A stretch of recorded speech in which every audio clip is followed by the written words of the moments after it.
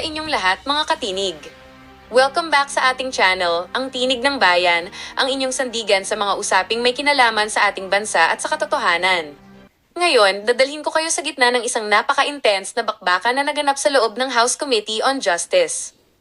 Isang sagutan na nag-viral dahil tila nasupal-palat na bokya ang ilang mga argumento sa gitna ng impeachment hearing laban kay Vice President Sara Duterte. Pag-uusapan natin ang tapatan ni Kong Bong Suntay at dating Senador Antonio Trillanes IV. Sino nga ba ang nagsasabi ng totoo at sino ang tila namutla ng ilabas na ang mga tunay na katanungan sa batas? Mga katinig, nagsimula ang tensyon ng katanungin ni Kong Bong Suntay ang basehan ng mga dokumentong inilalabas ni Trillanes patungkol sa yaman ng Vice-Presidente. Ginamit ni Suntay ang kanyang pagkakataon para direktang supalpalin ang kredibilidad ng computation ni Trillanes. Bakit daw isinama sa listahan ng mga bank transactions mula pa noong 2011 hanggang 2015? Giit ni Kong Suntay, ang impeachment process ay dapat nakatutok sa mga impeachable offenses habang ang opisyal ay nasa kanyang kasalukuyang pwesto. Bakit kailangang kalkalin ang mga transaksyong mahigit isang dekada na ang nakalilipas kung ang pinag-uusapan ay ang panunungkulan ni VP Sara ngayon? Para kay Suntay, tila sadyang pinalalaki lang ang mga numero para magmukhang bilyon-bilyon ng sangkot kahit na ang usapin ay dapat limitadong taon lang. Dito na tayo sa sandaling tila naging speechless ang palitan ng kuro-kuro. Kinuwestiyon ni Kong Suntay ang logic ni Trillanes, paano magiging basehan ng impeachment ngayon ang mga bagay na nangyari noong hindi pa Vice-Presidente si Sara Duterte? Dito natin nakita na parang nabokya ang argumento ng panig ng mga petitioner dahil hindi nila maipaliwanag ng maayos ang relevance o koneksyon ng 2015 record sa kasalukuyang reklamo. Sabi nga sa mga ulat, ang layunin daw ng ganitong fishing expedition ay para lamang sa character assassination at hindi para sa totoong hustisya. At ang mas lalong nagpaputok sa balita, mga katinig, ay ang presensya ng mga kinatawan mula sa Anti-Money Laundering Council o AMLC. Napansin ng marami na tila namutla o hindi mapakali ang mga kinatawan ng AMLC nang tanungin sila ni Kong Suntay at Kong Marcoleta tungkol sa integridad ng kanilang impormasyon. Bakit tila selected ang mga datos na lumalabas? At bakit ngayon lang ito inilabas kung matagal na palang may ganitong records? Pinasaringan ni Kong Suntay ang posibilidad na may political pressure o impluensya sa likod ng mga dokumentong ito. Ang pag-amin ng AMLC na may mga transaksyong tumutugma sa listahan ni Trillanes ay hindi sapat para sabihing may iligal na nagawa dahil ang bawat transaksyon ay dapat munang mapatunayang may bahid ng korupsyon. Mga katinig, napakahalaga ng usaping ito dahil ang impeachment ay isang seryosong proseso na hindi dapat ginagamit bilang kasangkapan sa politika. Ang bawat paratang ay dapat may matibay na resibo at sumusunod sa tamang period ng panunungkulan. Kung ang bawat opisyal ay pwedeng kalkalan ng records mula sa kanilang kabataan para lang mapatalsik sa pwesto, paano pa tayo magkakaroon ng katatagan sa ating gobyerno? Ang tapatang Suntay at Trillanes ay nagpapakita lamang na sa harap ng batas, hindi sapat ang ingay, kailangan ng tamang proseso at tamang ebidensya. Ano ang masasabi nyo rito, mga katinig? Sang-ayon ba kayo kay Kong Bong Suntay na sinupalpal niya ang computation ni Trillanes dahil sa pagsama ng 2015 records? O naniniwala kayo na dapat talagang kalkalin ang lahat ng yaman ng Vice-Presidente kahit gaano pa ito katagal na? I-comment nyo ang inyong opinyon sa ibaba dahil ang inyong pananaw ay mahalaga sa ating malayang talakayan. Gusto nating marinig ang boses ng bawat katinig sa isyong ito. Huwag kalimutang i-like ang video na ito at i-share sa inyong mga social media accounts para mas marami pang Pilipino ang makasubaybay sa mga kaganapan sa ating Kongreso.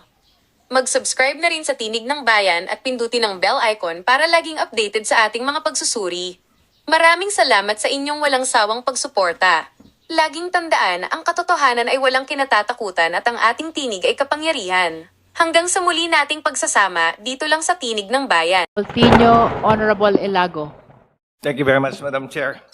Sa AMLAC, can you just walk us through the process of arriving at the covered transaction report? Paano ba yung proseso? How do we come up with yung covered transactions? Para po sa bangko, ang covered transaction po ay pag nag-transact po ng mahigit 500,000 sa isang araw, nire-report na po yun naman. So basta 500,000 or more yung transaction, automatic i-report sa AMLAC yan. Tama po. So does it mean that it's a suspicious transaction basta ni-report sa inyo? Hindi Not po. necessarily. Iba po yung suspicious transaction. Okay.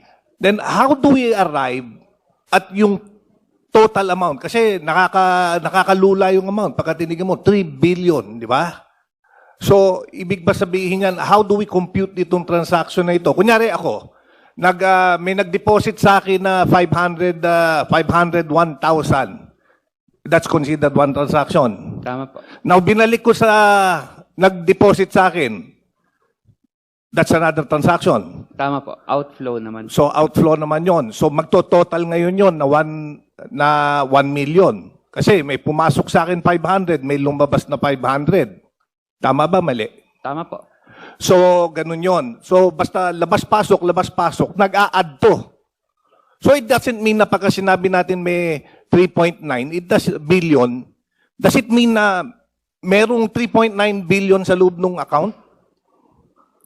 Hindi ko po, kung base lang po sa records, hindi ko pa po masabi. O hindi, pero ang pinag-uusapan natin dito, based dito sa ni-report kasi amount involved, 3,772,000,000. Ang tinatanong ko itong 3,772,000,000, this is a total amount ng lumabas, pumasok, ganon. Tama po. Transaction. Kagaya ang sinabi mo, total po ng transaction. Baka nag-deposit sa akin 500, lumabas 500, kinekwenta yon. So every time naglalabas-pasok, nagdadagdag yon. Yung sa theoretical lang po, pero for this case po, hindi ko po masabi yun. Ay, hindi mo masabi. Pero maaaring ganon.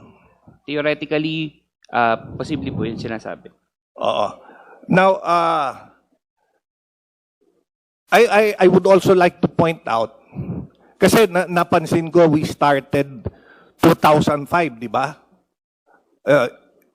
Yung report na binigay nyo, 2005 to 2025. Apo.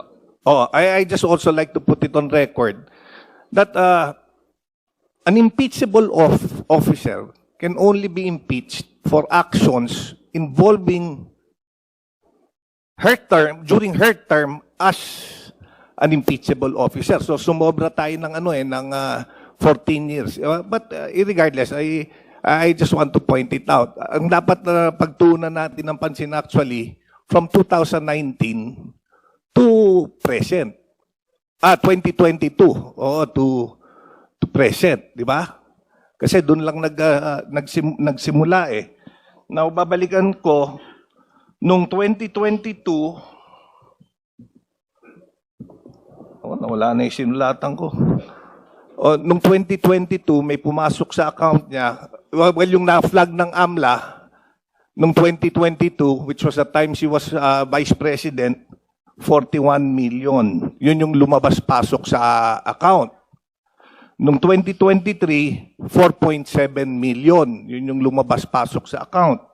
Nung 2024, 13.4 million. Yun yung lumabas-pasok sa account. Nung 2025, 1 million na lang ang lumabas-pasok sa account. Tama ba? Based on sa Based report. on I records. just want to be clarified para lahat tayo clarified dito sa mga numero na ito. Based on records, tama po. Oo. So based from 2022, siguro ang lumabas-pasok sa account niya, 45, 58, 59, mga 60 million in the past, from 2022 to 2026, in the past 4 years. Tama, mali? Hindi ko po masuma on the And, spot. sinuma ko Madam. galing Maybe you sa can report niyo make ito, eh. reference, Honorable Suntay, to that. Yes, I'm particular referencing page where you are from reading. what they submitted. Kasi nagka-breakdown kanina eh. Di ba, nagbigay kayo ng breakdown kung magkano lumabas-pumasok noong 2005, magkano lumabas-pumasok noong 2006, noong 2007, noong 2008, noong 2009. Inad ko lang mula 2022 hanggang 2025. More or less po. Oo, mga ganon. Okay. Thank you very much, Madam Chair. Madam Chair. Thank you. Madam Madam Chair. The Honorable Bishop Abante, and then I called Honorable Tino, and then Honorable Ilago.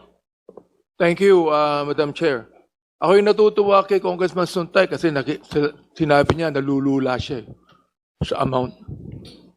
Ako nahuhulog na eh. Sa amount ha. Grabe ho yung amount. Oo. Ngayon, in line with the questioning of Congressman JJ, gusto ko lang mo malaman, yung nire-report po ng mga bangko, Sila di ba nagsasabi kung ito ay covered or suspicious transaction? Yung covered po, ang batas po ang nagsasabi kung magkano Oo. ang i-report. So, mahigit 500,000. Okay, alam kong batas. Apo. Pero who determines that? Ang The bangko banks na ba? po. Yung bangko Ang po. bangko? Yung bangko po. Therefore, yung report ng bangko, sinasabi na sa inyo kung covered to o suspicious. Tama po. Tama po yun. Hindi kayo. Hindi po. Okay, yun ang gusto kong malaman. Pangalawa, ang question ko sinabi nyo din na meron tinatawag na time deposit placement na dineposito nila on time deposit. Alam nyo ba kung magkano po yung time deposit placement na yan?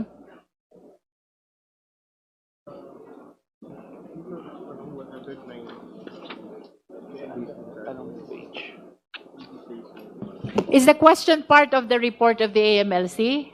Congressman Abante? Yes. Opo, inanap ko lang Attorney po. kung saan. Buenaventura, please answer. Time deposit placement po is page 3, 109,146,567 pesos and 52 centavos. That would be from the time that she became vice president until now. Tama po. Apo. Therefore, Based on records yung pagkakaiba po nung regular account niya, magkano po yung sa regular account?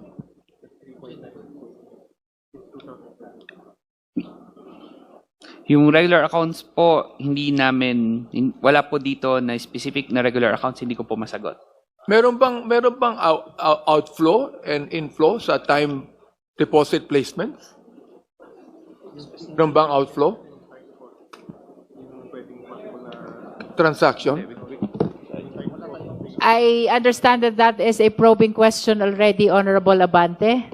With all due respect, please confine to the contents of the Madam report. Chair, maraming salamat. Gusto ko lang humalaman kasi pinag-uusapan yung outflow and inflow ng mga transaction. I would like to find out also kasi binanggit niya rito yung time deposit placement So we'd like to find out also kung yung transactions ng outflow sa time deposit placements. Yun lang po. Consider that as manifestation of the Honorable Abante. Madam Chair, just a manifestation. Just Honorable with regards Santay. to yung threshold amount, kasi the accurate answer, it's actually Congress that determines the threshold account because Congress legislated the passage of RA 9160, which provided that every transaction 500,000 or more is covered. Yun yung threshold account. So it's not the banks that determine. It was Congress. It was the law that determined it. Your manifestation is noted. Madam Chair. Now it's the turn of the Honorable Tino and then the Honorable Ilago. Madam Chair. Yeah.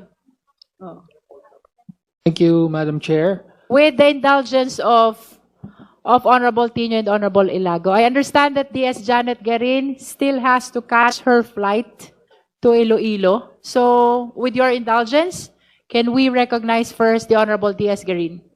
Thank you very much, Madam Chair. Maraming salamat po sa ating kagalang-galang ng mga kasamahan sa Committee on Justice. Madam Chair, I believe the report of Executive Director Ronel Benaventura was cut short because as earlier, covered transaction reports and suspicious transaction reports were actually presented. In his cover letter, it also mentioned financial intelligence reports. Can the Honorable Executive Director quickly give us a summary of this? Ilan po ang financial intelligence reports and what does this contain based on your Annex B? Madam Chair, the things that I've been discussing are actually the intelligence reports and the investigation reports. The raw, the covered CTRs and STRs are submitted separately. So in that, there's only pure submissions of and details of bank. The one that we have are already processed information. There is an analysis involved. So this already counts as a report on those CTRs and STRs. In other words, Madam Chair, how many intelligence reports do you have in your Annex B?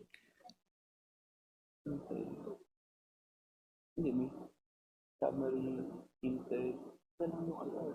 Isang IR, tatlo yung IR. Isang IR. So, ilan? Apat. Apat na intake. Let me just confirm with the team.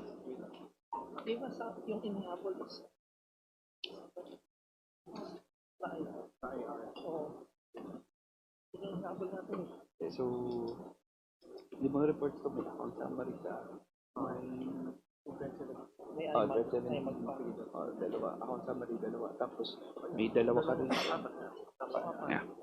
So there are 4 financial intelligence report and 1 investigation report.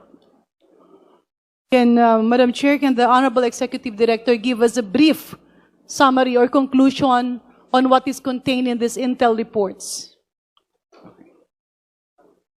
Hindi. Brief statement only.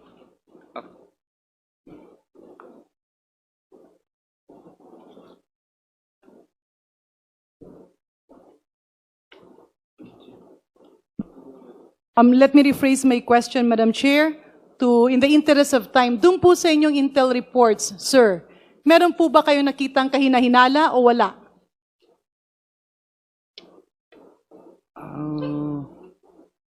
Meron po dahil sobrang laki ng mga transactions. Pero as explained po earlier, ang intelligence report namin is based lang sa database na nakita namin sa mga na-report. So medyo may kalakihan po, based lang po sa report. Perhaps we can confine the answer of Attorney Buenaventura to subject matter of the investigation, brief statement, and then findings in the investigation report. Brief statement also. Teka, ang hirap na.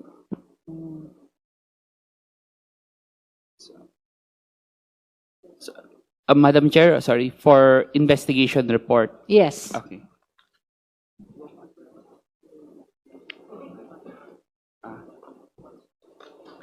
Just a brief statement of the subject matter and then the findings.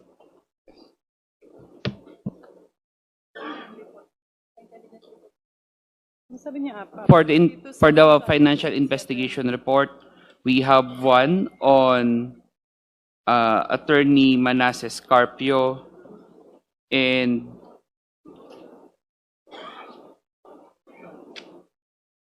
it lists down his transactions throughout the years covered by the... So what is your findings? Madam Chair, there is no specific findings indicated that would summarize the So what does transaction. your financial report contain? Observation? Yes. Okay. Can you briefly state the observation of AMLC with respect to the financial investigation?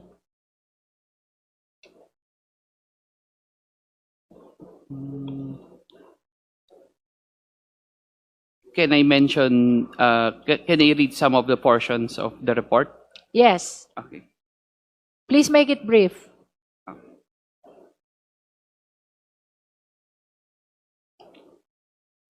So for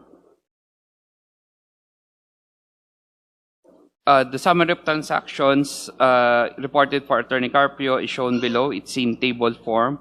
For purposes of comparison, 2 time buckets were identified. The first is from 2016 to 2026, which are the years when the Duterte family had national political scene. The other bucket are the years prior to 2016. And the biggest transactions involving Attorney Carpio are the purchase of MCCC-TC debit memo, which account for 86.55% of the total value of his reported covered transactions during the period 2016 to 2022. So, Madam Chair, if I may, pasensya na po, no, sir, in the interest of time, kasi these are voluminous documents that we have just received until now. Doon po sa inyong pagperus o sa inyong mga natanggap na report, ang ibig po ba ninyong sabihin ay merong kahinahinalang nakita o wala?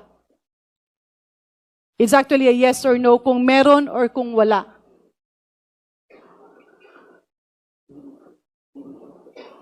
Is that covered by your report, or it is simply confined to covered and suspicious? It is only the question, Madam Chair, requires me to go beyond the report because it's Alright. not indicated in So the report. that is I a am not probing competent. question, I DS am- Janet. Let us confine to the content of the report of AMLC. So, let me rephrase my question, Madam Chair. Base po doon sa mga annexes na sinusubmiti ng AMLAC, at ngayon po kasi patuloy pa nating pakonti-konti natatanggap ang mga dokumento. Sa pagkakaintindi ko, ang sinasabi ng ating AMLAC Executive Director ay meron silang mga financial intelligence report. Tama? Tama po. You mentioned the number 17, you mentioned the number 4. Ang tanong ko, dito ba sa mga report ninyo ay meron po bang indikasyon na merong kahinahinala o wala? Hindi ko po masabi. Does that mean, Madam Chair, that this warrants further investigation via possibly a formal trial? Kasi nga hindi natin may tanong yung ibang mga tanong dito at hindi naman nila pwedeng sagutin dahil tayo naman hindi trial. Ito po sakop ng Senado. Do I understand it right, Madam Chair? I think for purposes of further proceeding, we can consider the suspicious transactions because in the reporting of suspicious transactions, there are indicators shared and read already by Attorney Buenaventura when a specific transaction, regardless of amount, is considered as suspicious. Yeah. Let us defer to the report of the AMLC. They cannot make a conclusion. As a matter of fact, it does not contain a finding. It only contains observation. So, we have to satisfy ourselves as to the report of covered transactions and suspicious transactions. By suspicious transactions, there are surrounding incidents already which were considered by AMLC, why those were considered as suspicious. So it will be based on the judgment of the justice members whether these suspicious transactions will be considered for the purpose of determination of probable cause. Madam Chair. The Honorable Chua. Yes, thank you, Madam Chair. The Honorable D.S. Garin is not yet finished. Last question, Madam Chair, if I may, before I leave my chair, leave my time to the next interpellator. Of course, I have not perused over the qualifications of the Honorable Executive Director, Madam Chair. At sa pagkakaintindi ko, ang opisina po ng Executive Director ay nagmamando ng basic qualifications. Can the Honorable Executive Director confirm to this August body na siya po ay kwalipikado sa kanyang posisyon na hinahawakan? Ako po ay kwalipikado sa posisyon na hinawakan ko. At kapag po ang inyong opisina ay tumitingin sa mga transaksyon, ang tinitingnan niyo po ba ay ang mga tao? Do you check data based on specific personalities? Or do you check data based on the information that is being submitted or given to you by the banks? Sa information lang po kami tumitingin, Madam Chair. Hindi po sa katauhan. Hindi po. Ibig sabihin, ang proseso ng AMLAC applies to all and not to select individuals. Tama po. Wala po kayong bias, sir. Tama po. Wala po. Thank you, Madam Chair. Thank you, Honorable Garin. With the indulgence of the Honorable Tino and the Honorable Elago, the Honorable Roger Gutierrez would just want to make a counter manifestation to the Honorable Suntay. Madam Chair. The Honorable Gutierrez is recognized. At dyan nagtatapos ang usapan natin ngayon. Kung may gusto kang idagdag o reaksyon, i-comment mo lang sa baba. Boses mo'y mahalaga. Huwag kalimutang i-like, share, at subscribe para sama-sama nating palakasin ang tinig ng bayan. Hanggang sa susunod, tandaan, ang may alam, may laban! Awesome!